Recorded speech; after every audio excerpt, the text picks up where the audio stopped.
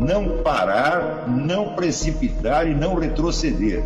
Então dizer para esse cara, sabe quando nós vamos parar? Nunca.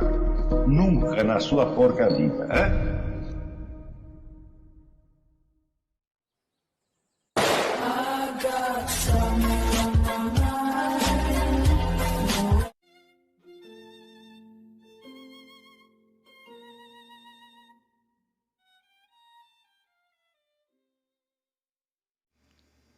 E aí pessoal, tranquilo? Então vem aqui antes do vídeo começar, pedir para vocês se inscreverem, quem não for inscrito, compartilhar, curtir, comentar. Quem puder seja membro do canal, que isso ajuda bastante. Tem também o link do Apoia-se. Quem puder ajudar nosso canal e apoiar financeiramente vai ser muito bem-vindo. Mas o mais importante é transmitir o conteúdo e os conhecimentos do professor Olavo de Carvalho para mais e mais brasileiros. Então compartilhe e ajude aí nossa causa. Muito obrigado a todos os membros, apoiadores do canal. Fico muito feliz. Tenho certeza que a gente está no caminho certo. Então fiquem com o vídeo e até mais. Valeu! Portanto, das duas uma. Ou nós temos uma percepção universal divina que cerca o seu objeto por todos os lados, aspectos e tempos. Ou tudo que nós percebemos é um signo de uma totalidade que escapa à nossa percepção, embora não escape à nossa inteligência. E nós precisamos voltar à teoria aristotélica da abstração. Quer dizer, tudo que nós temos, para começar, são os dados dos sentidos. Tá certo? E o que são os dados dos sentidos? Daí dizia ele, a sensação é a ação dos sensíveis sobre o sentido. O que é o sensível? São as qualidades sensíveis. Forma, cor, peso, etc, etc, né? Então isso é tudo que você tem num primeiro momento. Porém, diz ele, a inteligência humana, não a sensação, não os cinco sentidos, apreende por trás do sentido uma forma que representa, vamos dizer, a essência, o modo de ser permanente daquele ser. Na verdade, não é uma essência individual, é a essência da espécie. Então, você, por trás dos sinais sensíveis que você apreendeu de um gato, você capta, a sua inteligência capta, na verdade, capta instantaneamente, né, a forma da espécie gato. Então, seria a essência de gato. Mas note bem, e a substância gato? A substância é a substância individual. Não existe substância genérica. Isso é importante, porque Aristóteles não aceitava a teoria platônica das formas como substâncias. A gente tem formas substanciais, mas não em formas como substâncias. Ou seja, a ideia abstrata, a ideia genérica de gato não é uma substância, não é um ser. Então isso quer dizer, você só apreende os dados sensíveis e a essência. A substância você não apreende jamais. Por quê? Porque a substância é individual. Não existe substância genérica. E diz o próprio Aristóteles, o individual é inefável, é inapreensível. Olha que coisa, né? Então isso quer dizer que o conhecimento que nós temos do gato é o conhecimento de um signo que nos indica uma essência, né? E nós sabemos que não pode haver uma essência solta no ar sem uma substância. Então conhecemos a substância por trás de um signo. Resultado, tudo o que nós conhecemos é signo. Nós não conhecemos uma única coisa em si mesma, né? Isso é importante. Note bem, isso não quer dizer que a ideia que você aprende existe apenas na sua cabeça. Não. A forma essencial do gato está no gato. Todos os gatos a exibem, senão não seriam gatos. Então, o que nós aprendemos está nos objetos, não está na nossa mente. A nossa inteligência capta a forma da coisa, mas essa forma é somente a essência dela, né? E a essência é o quê? É a definição da espécie. Então, você não precisa ver todos os gatos para saber o que é a espécie gato, você não precisa ver todos os elefantes para saber o que é elefante, e assim por diante. Não é isso?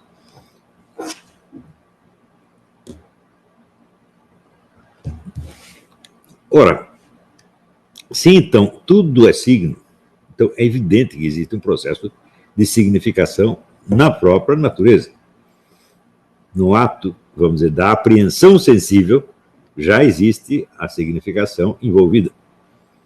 Portanto, não podemos dizer que só existe significação na nossa mente, ou que só existe para nós. Por quê? Porque um gato vendo outro gato é exatamente a mesma coisa. Como é que o gato, quando vê o gato, sabe que é um gato e não uma tartaruga? Por que que o gato não faz sexo com a tartaruga? Embora a tartaruga se mova. Tá certo? Ele sabe que aquilo não é gato. E, voltando ao exemplo clássico do meu professor, Padre Stanislau Lanzans, ele dizia, uma ovelha que nunca viu um lobo, quando ela vê o primeiro lobo, ela sabe que é uma coisa que não presta. Né?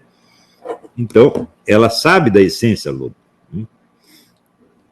Então, a essência é a forma da espécie. Existe uma essência da individualidade? Segundo John Duns Scott, existe, tem de existir. Porque se os indivíduos humanos fossem distintos uns dos outros só pela matéria, ou seja, temos a mesma essência e eu sou um pedaço de matéria, você é outro, a mesma forma recortada num outro pedaço de matéria, o juízo final seria inconcebível. Por quê? As pessoas são julgadas conforme os seus atos e decisões. Essas decisões vêm da sua alma, da sua vontade, da sua inteligência individual, tá certo? E não da forma da espécie. E também não vem da matéria. Não é isso? Se eu decido matar o meu vizinho, quem decidiu isso fui eu, e não a matéria que compõe o meu corpo, a qual continua inocente. Não é isso? Eu acho que John Duns Scott tinha razão. Então, é necessário que exista a essência da individualidade, o que ele chama de esseidade. Só que é o seguinte, como dizia Aristóteles, essa esseidade é inapreensível. Nós não podemos apreender a essência do outro ser humano. Nós temos apenas signos que indicam essa esseidade sem realizá-la. Portanto, eu vejo uma pessoa, eu sei que ela tem uma forma, portanto, uma essência, que Deus conhece essa essência, mas eu não posso apreendê-la como um todo efetivo, realizado agora, porque só vai estar realizado no juízo final e perante Deus. Então, só que aí, esse é o ponto em que o João Ponceau deixou as coisas. Daí eu continuei pensando e falei, peraí, qual é a diferença entre signo e símbolo? Então, o Mário Ferreira, para explicar o que é signo e símbolo, ele usa um artifício muito interessante, que é os conceitos do Jean Piaget da assimilação e acomodação. A assimilação é quando você apreende uma certa forma. E a acomodação é quando a sua inteligência se amolda ao objeto apreendido. E ele diz, se é um signo, então existe essa amoldar, mas se é um símbolo, a amoldagem é imperfeita. Porque eu não posso me adaptar completamente a uma significação que não está terminada, que está em aberto. Então, eu assimilo aquilo, mas eu não posso me acomodar àquilo. Não posso me amoldar completamente àquilo.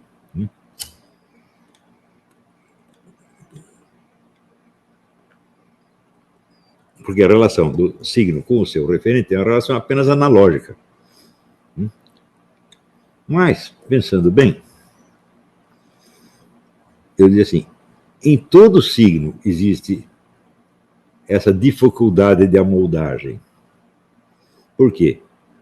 Porque o signo é só um indício sensível de uma essência genérica, que não é a essência do indivíduo, e de uma substância individual inapreensível. Portanto, está sempre em aberto. Isso quer dizer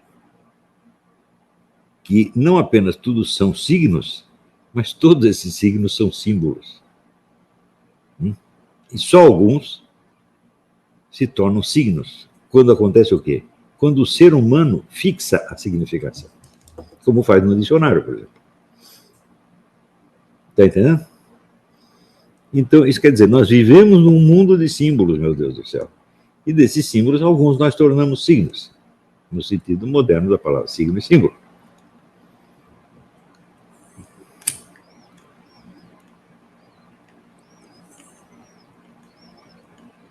E se isso é assim,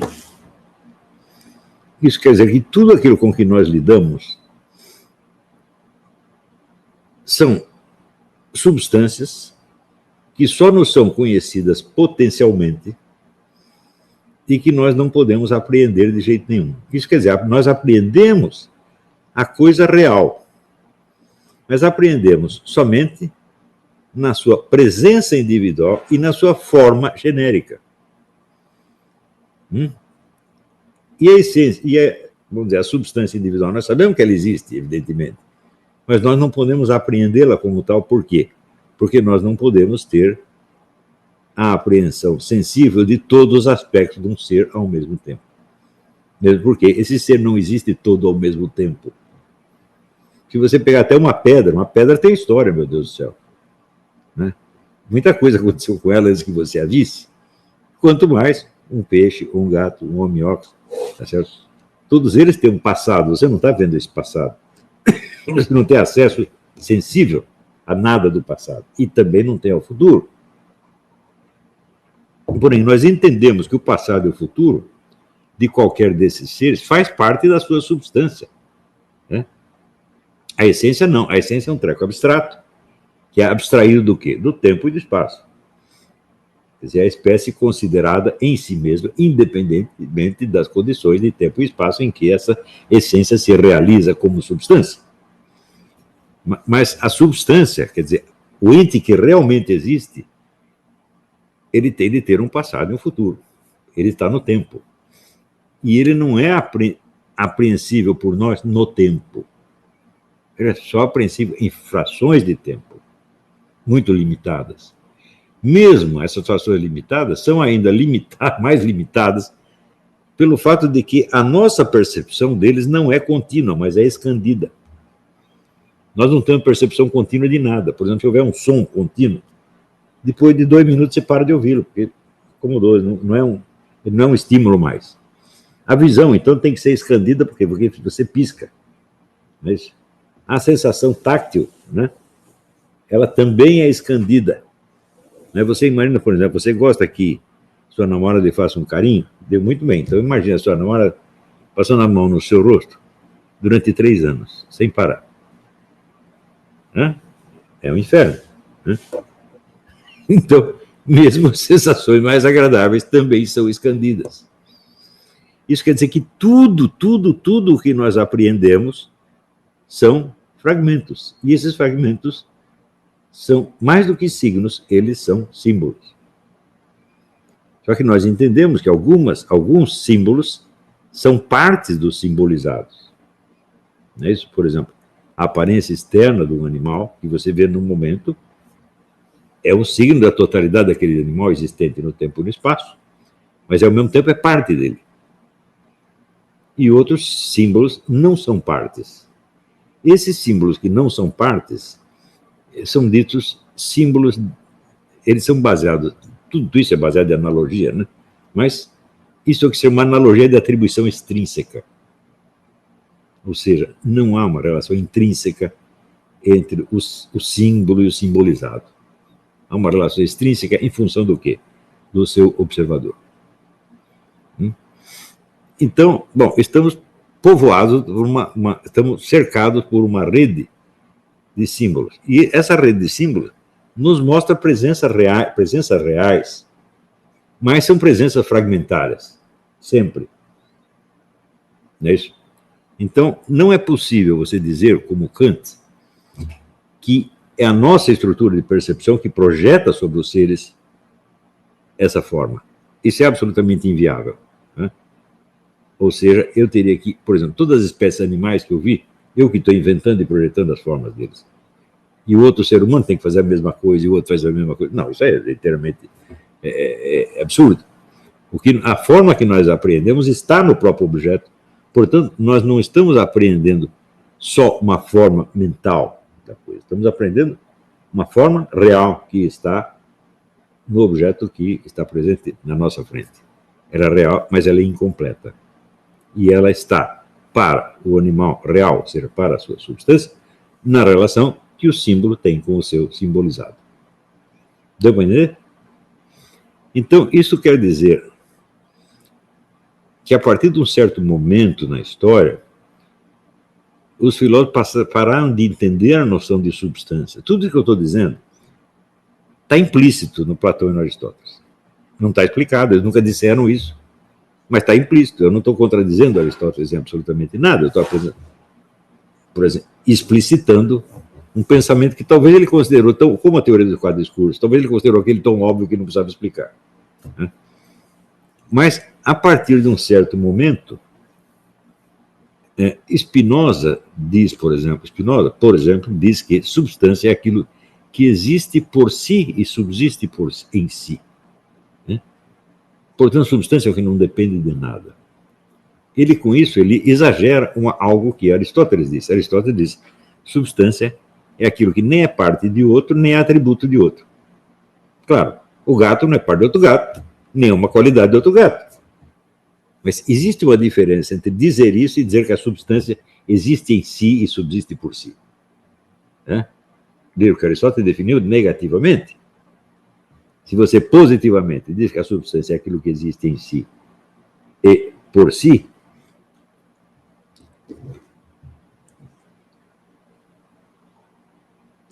então, tudo mais que não seja substância só pode ser atributo ou parte. Mas nós não acabamos de ver que tudo que nós conhecemos são partes e que essas partes são símbolos. Então, isso quer dizer que a noção de substância na modernidade foi exagerada.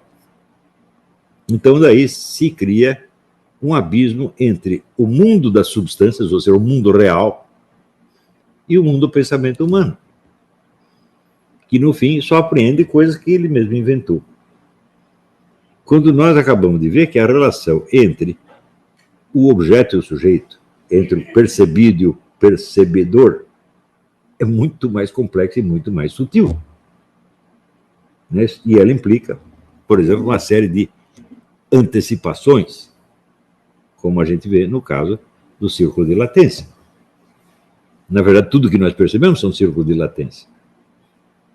Uma coisa que não fosse um círculo de latência, ela teria que estar presente permanentemente a um mesmo sujeito, desde o começo do mundo até o fim dos tempos. Isso não é possível. Então, tudo que chega ao nosso conhecimento é impermanente. Né? É transitório e impermanente, e funciona como signo de algo que pode ser mais durável, mais permanente do que ele, mas que não é eterno. Então, o eterno é para nós inapreensível. Por quê? Porque nós estamos no tempo e a nossa percepção está condicionada ao tempo. A nossa inteligência pode pegar a noção de eternidade, mas só abstrativamente. Não podemos ter a eternidade concreta.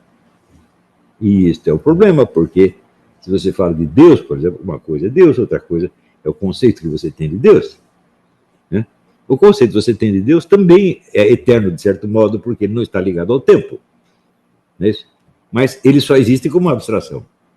Então, a nossa eternidade, que nós entendemos, é sempre uma abstração da eternidade. Portanto, é o quê? É um signo da eternidade, ou um símbolo da eternidade, e não a própria eternidade. Tá compreendendo isso aí? Então, isso é muito fácil as pessoas viverem falando de Deus, Deus, Deus, Deus, Deus. Digo, peraí. Mas o que você está falando de Deus ou é o conceito de Deus? Você conhece Deus? Bom, só tem dois jeitos de conhecer. Ou você conhece pelo conceito que você tem dele, por abstração, ou você conhece pela ação dele. Os dois são signos de Deus. Só que um é signo que está na sua mente, né? E o outro é o signo que você apreendeu da realidade externa. Deu para entender? Quando você vê Deus agindo, por exemplo, num milagre, né? O que você está aprendendo não é Deus inteiro, evidentemente. É só um signo ou um símbolo, mas que está na realidade. Então, é a ação de Deus na realidade do mundo.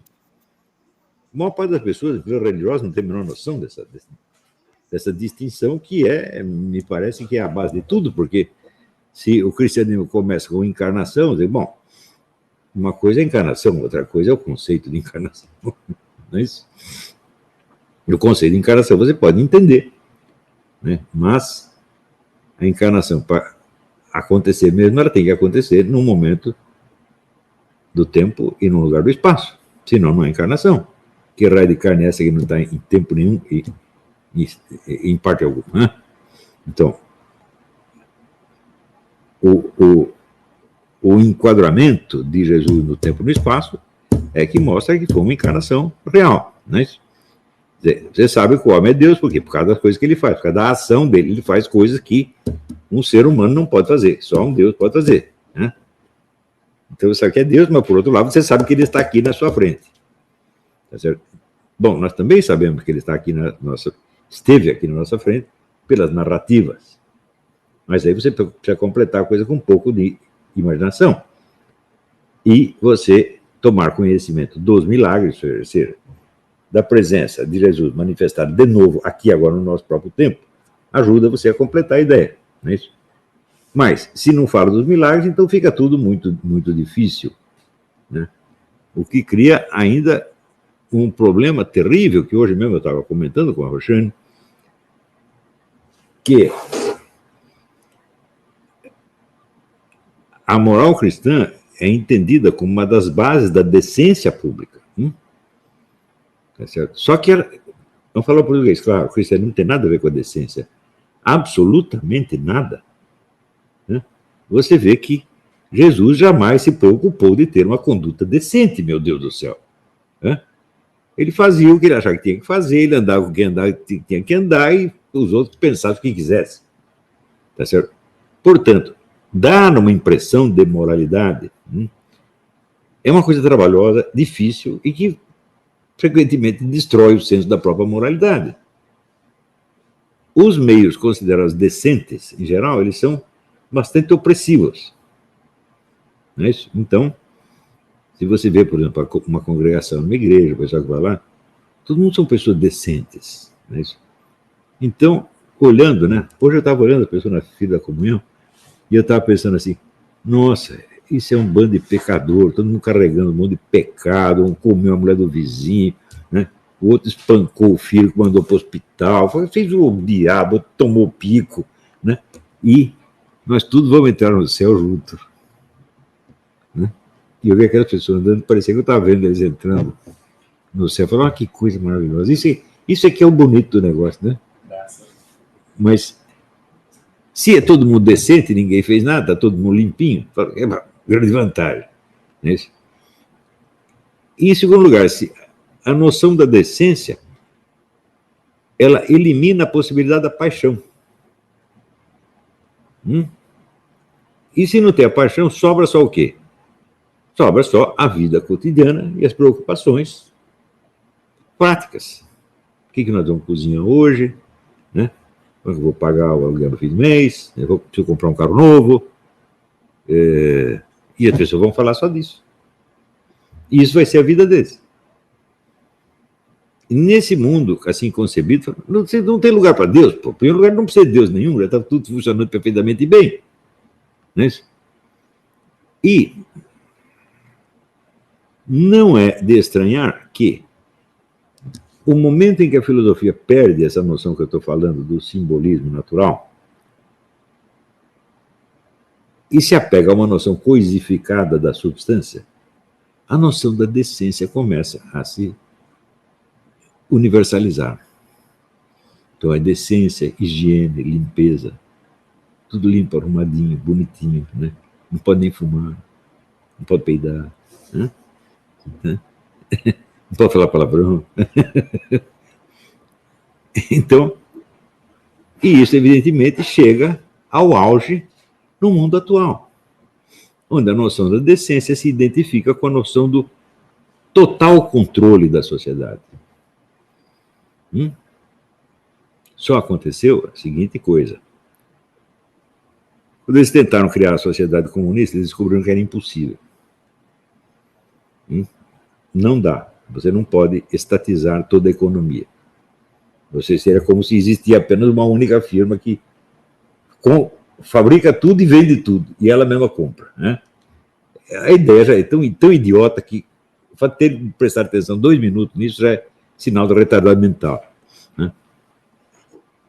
E aquilo que observou Ludwig von Mises era também o óbvio do óbvio, assim, não tem mercado, as coisas não tem preço, não tem cálculo de preço, não tem cálculo de preço, não tem economia planejada, não tem socialismo. Ponto final, acabou.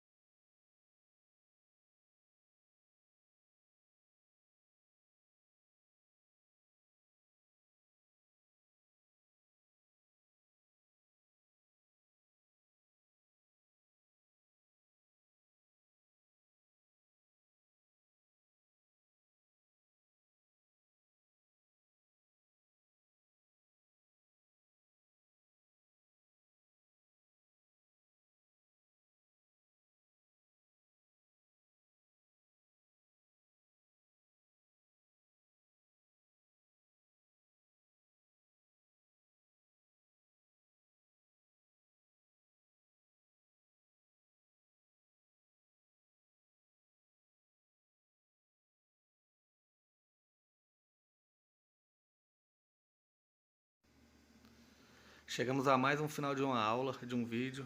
Espero que tenham gostado. Quem não se inscreveu ainda, se inscreva, compartilhe, comente. Ajude o nosso canal, apoie, seja membro. E ajude o nosso canal a chegar a cada dia a mais brasileiros que precisam muito do conhecimento do professor Olavo de Carvalho. Então é isso aí, fique com Deus, até o próximo. Valeu! Então é isso aí, pessoal. Que é o nosso canal. Que são alguns livros que eu já li. A maioria foi doação, mas alguns eu adquiri, professor Olavo de Carvalho. Alguns livros se perderam aí que eu emprestei. Professor Alexandre Costa.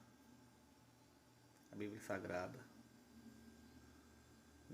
10 lições sobre Karl Marx. Indico a não ler esse livro, que é muito ruim mesmo. Alguns pensadores aqui que realmente, como o professor Olavo de Carvalho disse, não são pensadores. Valeu, tamo junto aí. Apoie nosso canal, seja membro.